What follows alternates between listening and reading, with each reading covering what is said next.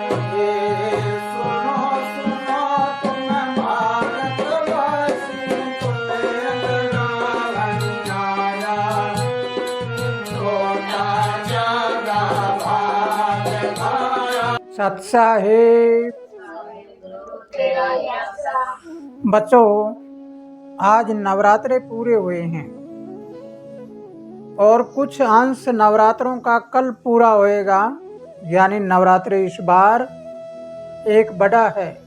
इसका मतलब है कि अब समय कुछ शुभ आने लग रहा है और कल दशहरा भी है। आज हम दशहरे का महत्व समझेंगे कि दशहरा क्यों मनाते हैं, क्या कारण है। अब चर्चा तो ऐसे होती है कि इस दिन भगवान राम ने रावण को मारा था। रावण को मारने के बाद उन्होंने राम राज्य की स्थापना करने की एक नींव शुरू की थी, लेकिन नहीं, ये प्राकृतिक और वैज्ञानिक बातें हैं। इन वैज्ञानिक बातों को अगर आप समझते और जानते हो तो सबसे पहले हम अपनी विचारधारा को समझें। ये हमारे हिंदुस्तानियों की, भारतवासियों की, हमारे हिंदू धर्म की, हमारे सनातनों की बुद्धि क्या है। लेकिन इससे पहले आप सभी की किसी की भावना को ठेस पहुंचे, कोई अपवादित बात लगे तो मुझे पागल, मूर्ख, अज्ञान समझ के माफ कर देना। लेकिन अगर तुम विद्वान हो, ज्ञानी हो, तो तुम्हें इस बात का जरूर महसूस होगा कि हम जो कर रहे हैं वो किसी नफे के लिए नहीं बल्कि नुकसान के लिए कर रहे हैं। रावण का एक पुतला बनाते हैं और कल अरबों रुपए का नुकसान होगा देश का। अरबों रुपए के पुतले को थोड़ी देर में आग के हवाले कर देंगे।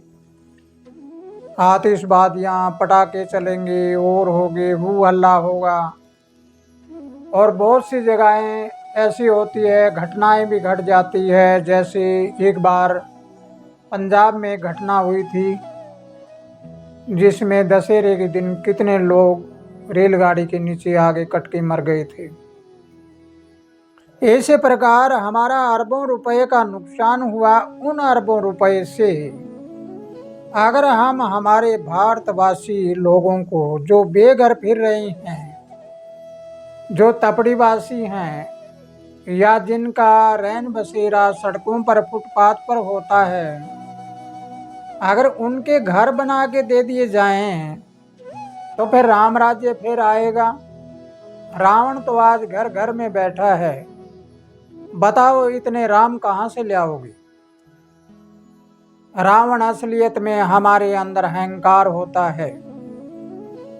अहंकार हमारे यहाँ आज्ञा चक्कर में होता है और यहाँ इसके आंखों के पटल के पीछे बुद्धि होती है। और जब अहंकार इंसान में आता है तो वो बुद्धि का हरण कर लेता है। अब बुद्धि का हरण किया तो बुद्धि के साथ जुड़ी हुई होती है हमारी सूरत। सूरत हमारे शरीर में सीता है, अहंकार रूपी रावण है। ये अहंकार हमारी सूरत को चुरा के ले जाता है और इस अशोक वाटिका में छोड़ देता है। फिर बजरंग बली जी आए। बजरंग बली जी होते हैं सतगुरु की शक्ति। वज्र अंग जैसे ताकत, जो न तीर तलवारों से कटे, न तूफानों में बहे, न कोई बाढ़ आ जाए तो बहे, न अग्नि में जले, ऐसी वो विराट वज्र ताकत, उस ताकत को कहते हैं वज्र अंग बली। वज्र जैसी अंग वाली ताकत, वो ताकत होती है सतगुरु की। और सतगुरु कौन होता है? सतगुरु होता है आकाशवाणी, जिसे पंजाबी में धुर की वाणी कहते हैं, इंग्लिश में गॉड लाइट कहते हैं, उर्दू में खुदा का नूर कहते हैं, हिंदी में परम शक्ति कहते हैं। तुम कबीर साहब को सुनो, संत रविदास जी को सुनो, गुरु नानक देव जी को सुनो, गुरु जम्बेश्वर भगवान को सुनो। किस संत महात्मा ने ऐसी बात बताई कि ऐसे ऐसे रावण था, ऐसे उसने मारा? सभी ने कहा नहीं, ये घट रामायण है। हमारे रामायण घट में घट रही है, इसको समझना है। अगर मैंने अपने अंदर के अहंकार रूपी रावण को मार लिया तो फिर सब जगह राम राज्य आ जाएगा। तुम बदलो तो सब कुछ बदलेगा, तुम ना बदले तो कोई नहीं बदलेगा। तुम अपने अंदर वाले रावण को मारो, पुतलों पर अरबों रुपए का नुकसान हो रहा है, अरबों रुपए बेचारे किसी गरीबों को दो, हमारे देश की तरक्की के लिए लगाओ, ताकि कितना फायदा हो। लेकिन इस डेकोरेशन में, इस हमारे हाव भाव में, ये सब कुछ करके हम पैसे को उड़ा देते हैं। लेकिन आपको अवगत कराना चाहूँगा कि सोने की लंका बता रही हैं कि रावण के सोने की लंका थी। तुम लंका में जाके देखो, लंका तो हमारे भारत देश की सीमा के लगती है। वहाँ पर कौन से किला कोट हैं, कौन से बंगले हैं, कौन से ऐसे पहाड़ हैं जो केवल सोने के हों। पिछले सालों में हमने सुना था कि लंका के लोग भूखमरी में सड़कों पर आ गए। सोना ना तो कभी गलता है, न काई लगती उसको, और न कोई सोना पिघल कर किधर चला गया होगा। तो वो सोना गया कहाँ? फिर तो सोने की लंका थी। तो पूरे विश्व में सबसे बड़ी ताकत लंका की होनी चाहिए। सज्जन पुरुषों, प्यारे बच्चों, आपको अवगत कराना चाहूँगा कि रावण एक बहुत बड़ा विद्वान, ज्योतिष शास्त्र जानने वाला था।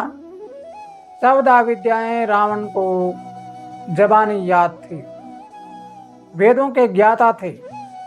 14 विद्या कौन सी थी?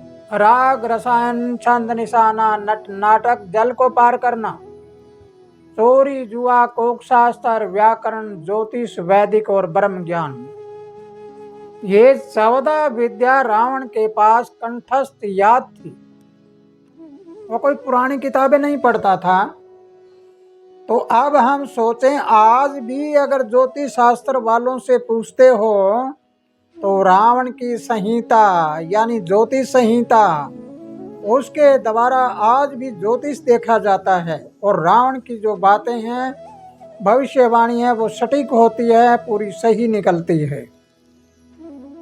और फिर रावण ने क्या कहा था? जब हमारा अहंकार रूपी रावण मरा, यहाँ वाला, तब रावण ने कहा था मरते बाद कि 4 चीजों की मेरे मन में रह गई। क्या रह गई?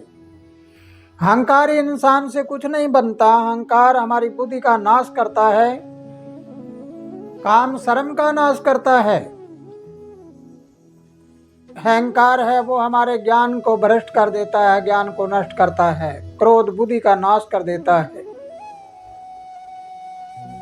इस प्रकार अगर हम सारे मायनों को देखते हैं तो रावण इतना विद्वान था, तो ये यहाँ पर उन्होंने कहा 4 चीज की मेरे मन में रह गई। क्या? अग्नि में धुआं नहीं छोड़ूंगा।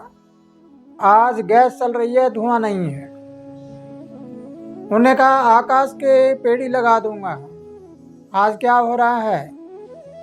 मंगल ग्रह पर जा रही हैं, चांद पर जा रही हैं, और ग्रहों पर जा रही हैं, आकाश में उड़ रही हैं। तो ये आकाश के पेड़ लगी। फिर उन्होंने कहा था कि बाप से पहले बेटा नहीं मरने दूंगा, वो अभी बाकी है। ये सतयुग की लहर आई है, अब ऐसा भी आगे होता रहेगा। और फिर कहा सोने में सुगंधी कर दूंगा। सोने में सुगंधी, आज सुगंधी डाल देते हैं, लेकिन कौन सी सोने में।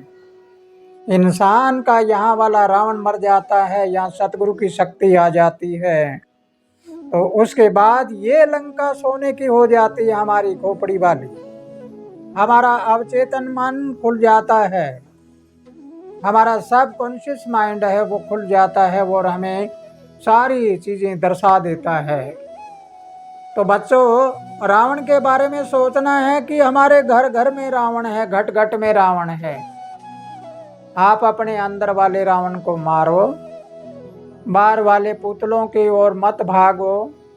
वहाँ जाके कोई लड़ाई झगड़ा भी हो जाता है, पता नहीं कितने पैसे नष्ट होते हैं और होते हैं।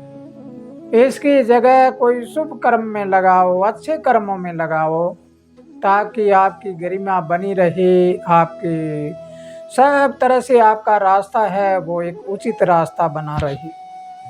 तो बच्चों, अगर मेरी बात समझ आई है तो कल दशहरे का दिन है। दशहरे का मतलब होता है कि हमारे 9 नवरात्रे, हमारी 9 देवियां हैं।